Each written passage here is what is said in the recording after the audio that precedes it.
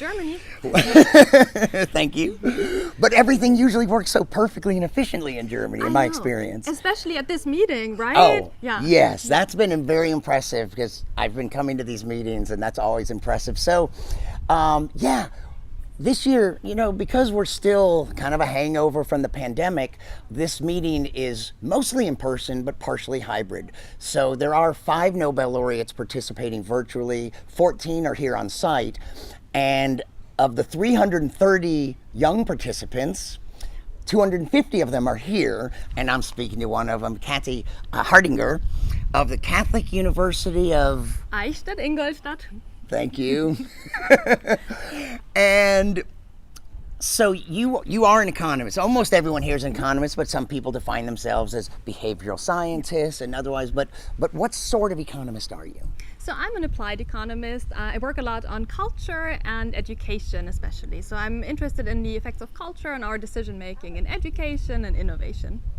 Okay, excellent. And I want to hear a little more about that. Is there, can you even narrow that down? Like, what kind of questions have you been working on recently? And in fact, some of the attendees this year, it's not possible for all of them, but about 60 attendees had the opportunity to present their research to their colleagues and a panel of Nobel laureates. And so why don't we talk about that? Was that about some of your recent work? Of course, Of yeah. course. So that was about my work on individualism and how it affects decision making in education and innovation. So I combined 2 projects in 6 minutes, which was quite a challenge, but I think I did a pretty good job. And of course, that was such a precious experience to get the feedback from the Nobel laureate, and then also afterwards, have discussions with fellow young economists. So that's the other good thing here. This is not just about the Nobel laureates, right? This is all about exchanging ideas with other young, motivated, ambitious people. And this is such an experience that I've never had before, and it's incredible. That's awesome. Well, the motto here at the meeting is educate, inspire, connect. And that connect part, it's not really about the laureates. It could be connecting with anyone for purposes of mentorship, maybe in that case, but it's really about what happens in between the sessions here, all the connecting, and when the meeting is over, instead of, like, when I say young economist, I'm not being dismissive. That's the terminology here. The parlance is the attendees are young scientists at the natural science meetings, or young economists. But by the end of the day tomorrow, you will no longer be a young economist. You'll be an alumna, part of the alumni network. And then that's an opportunity to keep connecting going forward. So, but coming back to that presentation of yours, maybe you could be get a little more specific of the flavor of what the work is and why it's important. Right, of course. So I'm really interested in the dynamics of culture and economics, right? So we all have a cultural background, but in economics, especially at the individual level, it's still poorly understood what that really does to us and how that changes our decision making. So in order to foster intercultural communication and essentially make the world a better place, hopefully, it's important to understand the economic implications of culture. So what I'm looking at is how the cultural dimension of individualism affects your education decisions. So do people from different culture prioritize different things in education? So do they invest more in their personal skills if they come from a specific cultural background? And then I do find effects on that with my co-authors, and that is what I presented yesterday to get some very inspiring feedback from 2 Nobel laureates, from Richard Thaler and Joe Stiglitz, who were both present at the session. Yeah. When you're talking about different cultures, and I guess in some way ranking them by how tell me what that meant. Like, some cultures are more individualistic and some are less. And I believe you said that, like, the United States is the extreme. Yes. Yeah. But tell me about that. How do you what determines that? And tell me some other if that's one extreme, what's the opposite? Like, how do you define that? And how do you define that and determine that, well, the U.S. is the most individualistic? What does that mean? So we borrowed that from social psychology and sociology. So as we do as economists, right? So other clever people have thought about that. And individualism is defined as the culture of personal freedom and achievement. So those societies emphasize personal responsibility and independence over cohesion and cooperation in many cases. So that, of course, has big implications. And so countries score very differently on this scale that has been developed by Hofstede in the 1970s and then further refined by other scientists. So the United States are the most individualistic country, and then some of the Asian countries rank relatively low on individualism. But it's always important to understand that each dimension of culture has positive and negative connotations. And other researchers have found very interesting effects, negative effects of individualism in many dimensions. And a lot of that has been very present and visible during the pandemic.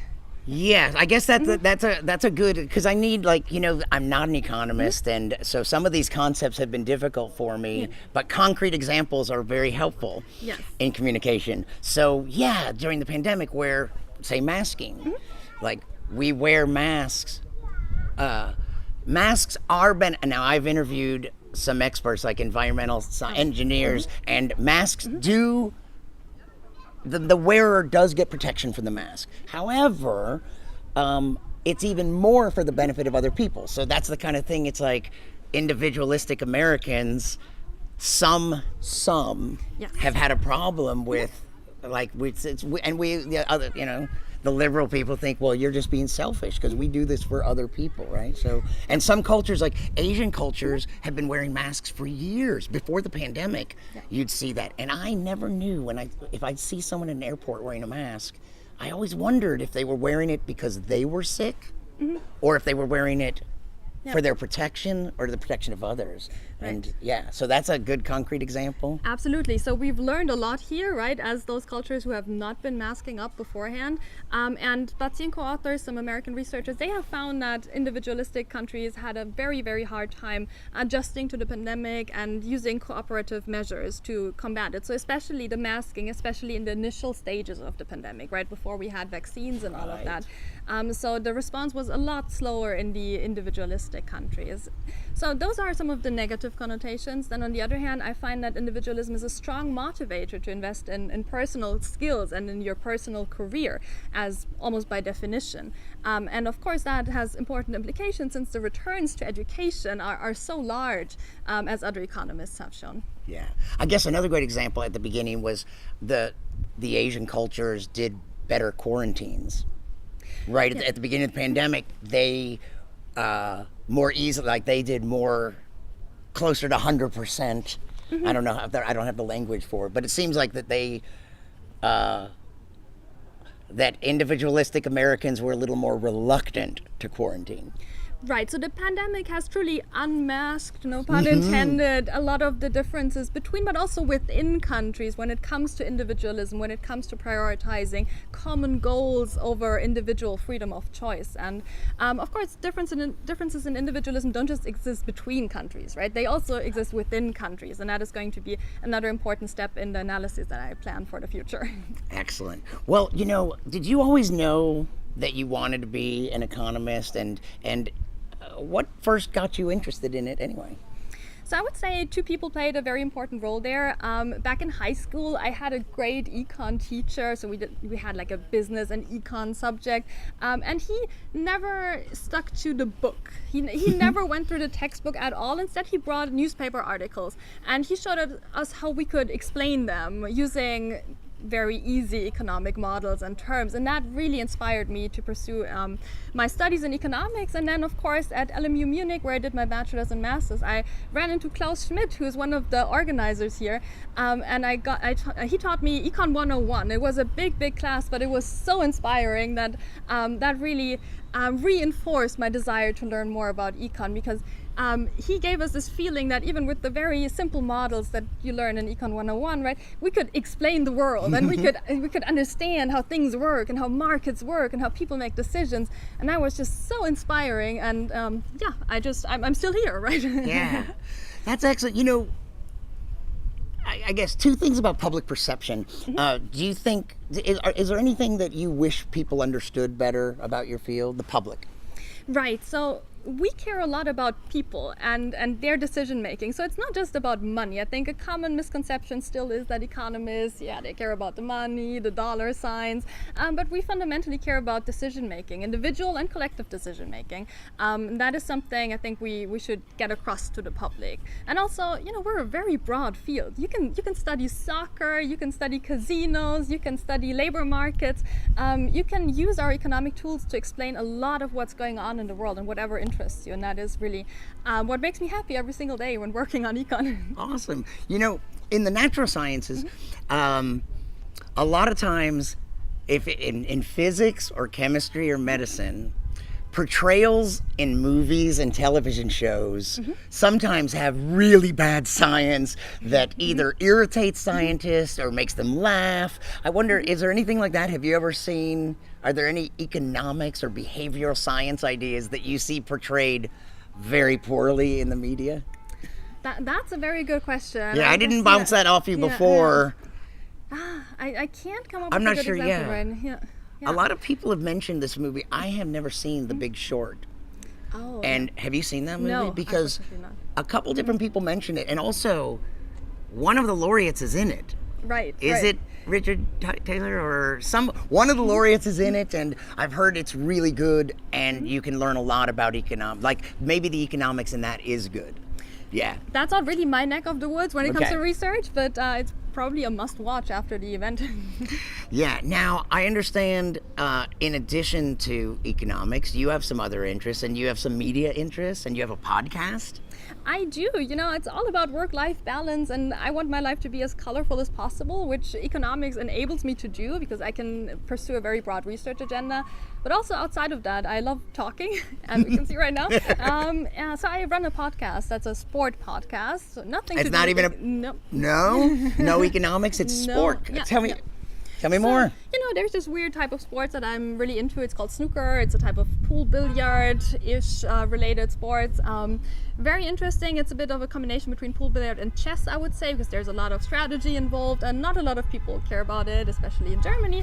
But there's this tight-knit, fun community of people who are interested, and a couple of friends and I are running a podcast for that. Excellent. How long have you been doing it? I've been doing that for almost 2 years at this point. Well, and tell us what it's called. It's called Total Clearance. 10 out of 10 recommend, of course. And it's on all the platforms, Yes. Spotify Yes. and Apple and. Yeah. It's in German though, so. Oh, it's that in might German. limit the audience, yeah. And how often do you do it, or how many episodes have you done? Well, depending on whether there's an event going on, we do it daily. Wow, that's great. Yeah. And did you say you have, besides the podcast, other like related media interests? Or that's the primary? I love being on social media. I used to write for some newspapers, so I really enjoy doing media work in general. Yeah. So some people that are watching might be potential future attendees of a Lindau meeting in a natural science or in the economics. Tell me a little bit about before you got here. How did you hear? You're German. Yes. So had you heard about the meeting early? What part of Germany are you from?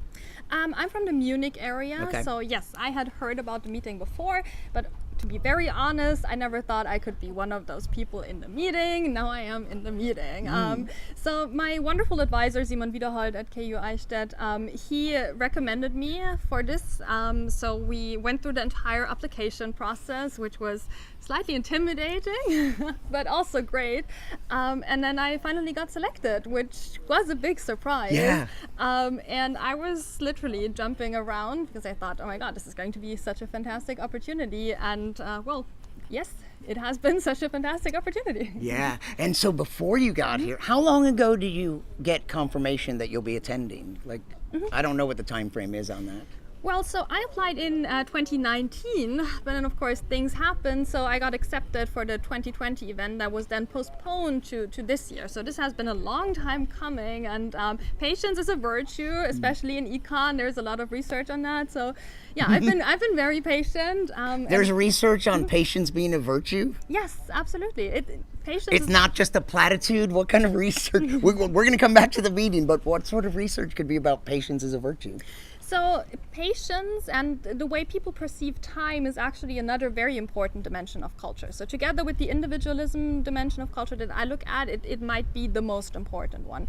And wonderful other researchers have found that indeed it is very important for education decisions as well. So if you're more forward looking and you care more about your future, that of course is also a big motivator to invest in your educational career. So the good thing about culture is that it's always interesting because it's never in isolation, right? So there's a lot of different dimensions that interact with each other. And Excellent. patience is definitely a virtue, as science has proven. Wow. So before you got here, what were you anticipating? Tell me about your anticipatory thoughts, and were there any specific laureates that you were looking forward to meeting? Yes, so I was very much looking forward to meeting Jim Heckman, and that worked. We had lunch together, and I got some very, very useful feedback from him on my education-related work. Is his work kind of closely related to yours? And Well, I get the impression that his work is closely related to anybody else's work, Yeah. because he is that sort of universal genius. Yeah.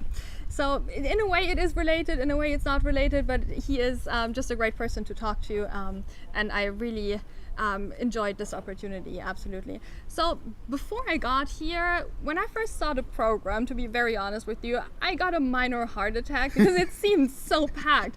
Every day, 7 a.m. to 10 p.m.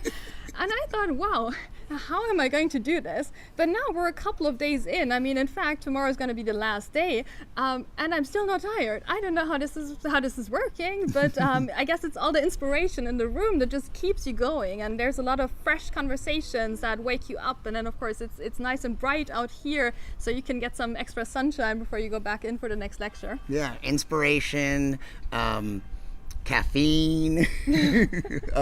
So now that we've been here, the meeting started on, I can barely remember, was it Tuesday afternoon? Tuesday afternoon. And we already had Wednesday, Thursday, today's Friday. Tell me about some of your highlights. You just mentioned getting to meet Heckman. Yes. What other highlights have you had here?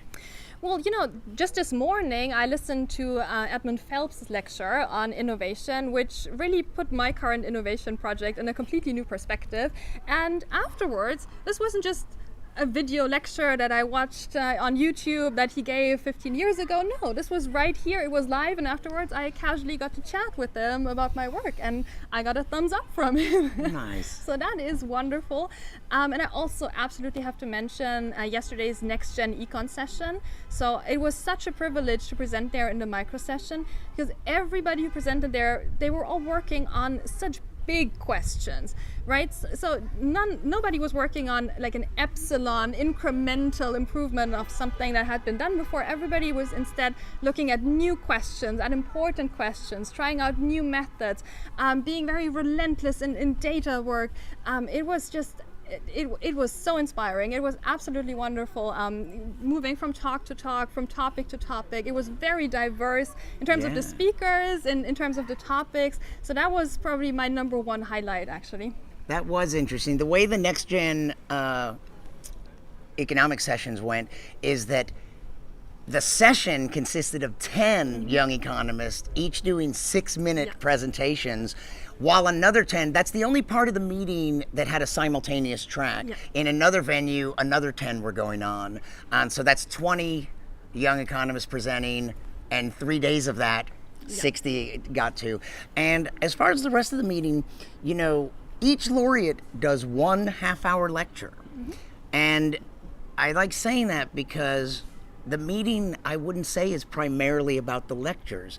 Of course the lectures are great, and you've already commented on several, but so much of it is outside the lectures and all the social events and the mixing it up with the other. I'm sure you must have met a lot of people this week.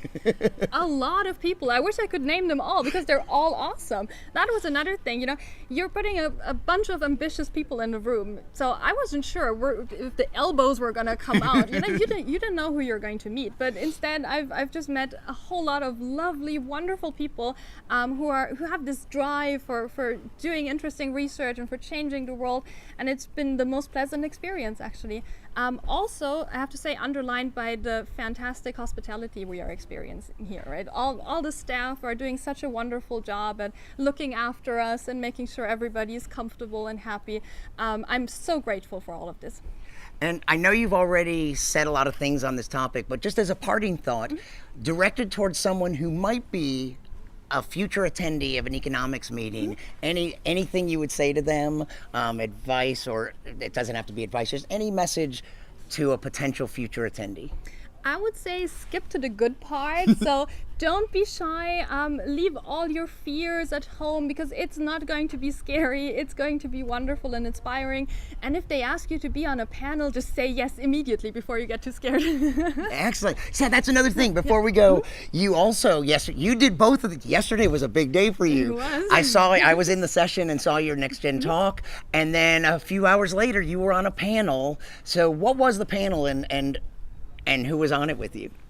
So that was the panel on social change and social media with Richard Thaler, Joe Stiglitz, and Giovanni Andreottola, another young economist from Vienna, and it was moderated by Thorsten Persson, who is also a personal hero of mine. So I'm not familiar, but I saw he's a great moderator of these sessions, and clearly he was all, in addition to the laureates asking questions and making comments, he seemed to give really insightful interaction. Yeah, he's a great economist as well. I mean, he would deserve the Nobel Prize, if you ask me.